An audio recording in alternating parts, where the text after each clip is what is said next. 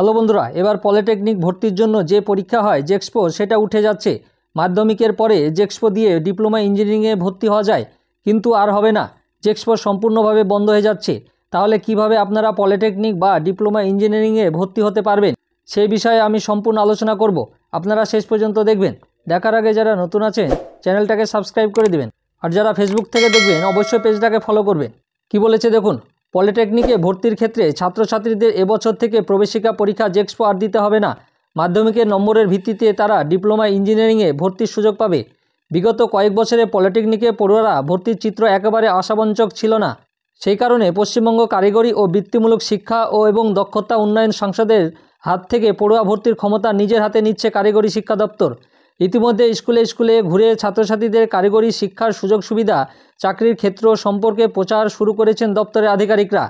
মানে এর আগে যে মাধ্যমিক পাস করলে আপনারা ডিপ্লোমা ইঞ্জিনিয়ারিং বা পলিটেকনিকে আপনারা ভর্তি হতে পারতেন। ভর্তির জন্য আপনাদেরকে এন্ট্রান্স টেস্ট দিতে হতো জেক্সপোর পরীক্ষার মাধ্যমে আপনাদেরকে অ্যাডমিশন হতে হতো, আর কিছু মাধ্যমিকের নাম্বার অনুযায়ী ভর্তি হতে হতো। শুধু পলিটেকনিকে নয়, আইটিআই, ভোকেশনাল ট্রেনিং সেন্টার, ভিটিসিগুলিতেও ছাত্র ভর্তি হবে কেন্দ্রীয়ভাবে। প্রতিটা শাখা যেমন directorate of technical education and training DTET, director of industrial training DIT, director of vocational education and training DVET এর ডিরেক্টররা এবং সংসদের মুখ্য প্রশাসনিক আধিকারিক একটা কমন অ্যাপ্লিকেশন ফর্ম বানাবেন। সবটাই দপ্তরের তদারকিতে হবে।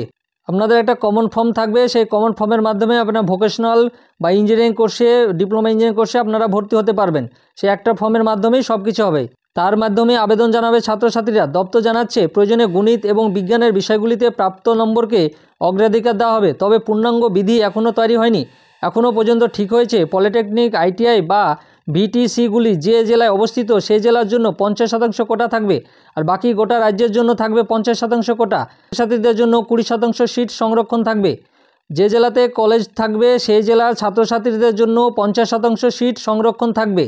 বাকি জেলার জন্য 50% সিট। সংরক্ষিত আসনগুলিতে প্রার্থী না মিললে সেগুলোকে সাধারণ পড়ুয়াদের জন্য খুলে দেওয়া হবে।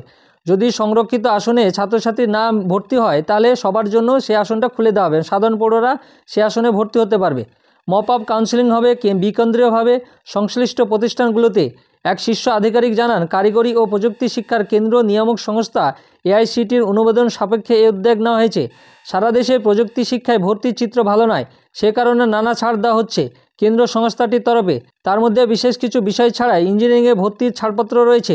তেমনি প্রবেশিকা ছাড়াও বিশেষ ক্ষেত্রে ভর্তির সবুজ সংকেত দেওয়া হয়েছে। পলিটেকনিকে 4-5 বছর আগে আবেদনই জমা পড়তো 1 লক্ষের আশেপাশে। বিগত বছরে তা নেমে দাঁড়িয়েছে 31,000-এ। মানে আগে পলিটেকনিক বা ডিপ্লোমা ইঞ্জিনিয়ারিং ভর্তির জন্য 4-5 লক্ষ আবেদন পড়তো, এখন সেটা কমে দাঁড়িয়েছে 31,000-এ। তার জন্য এই ব্যবস্থা করছে সরকার। জেক্সপোটা সম্পূর্ণভাবে তুলে দিচ্ছে। মাধ্যমিকের নাম্বার ভিত্তিতে আপনাদেরকে ডিপ্লোমা ইঞ্জিনিয়ারিং বা পলিটেকনিকে ভর্তি হতে হবে, এবং তার জন্য জেলাতে জেলাতে ছাত্রছাত্রীদের জন্য কোটা থাকবে। সে কোটার মধ্যে আপনারা নিজের জেলায় আপনারা ভর্তি হতে পারবেন। আদার্স জেলার জন্য আপনার 50% সংরক্ষণ থাকছে। ভর্তির সংখ্যা আরও কম বলে দাবি বিভিন্ন সূত্রে।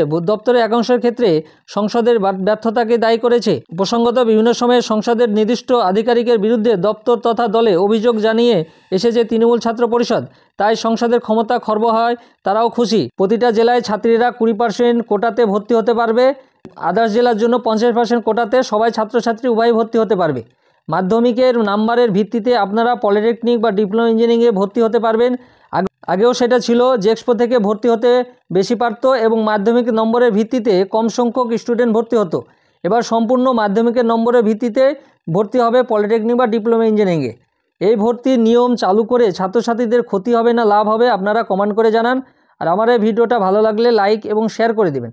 আর যারা নতুন আছেন চ্যানেলটাকে সাবস্ক্রাইব করে দেবেন, আর পাশে থাকা বেল আইকনে ক্লিক করে দেবেন যাতে আমার পরবর্তী ভিডিওটা আপনি প্রথমেই পেয়ে যান। আর যারা ফেসবুক থেকে দেখবেন অবশ্যই পেজটাকে ফলো করবেন। ধন্যবাদ।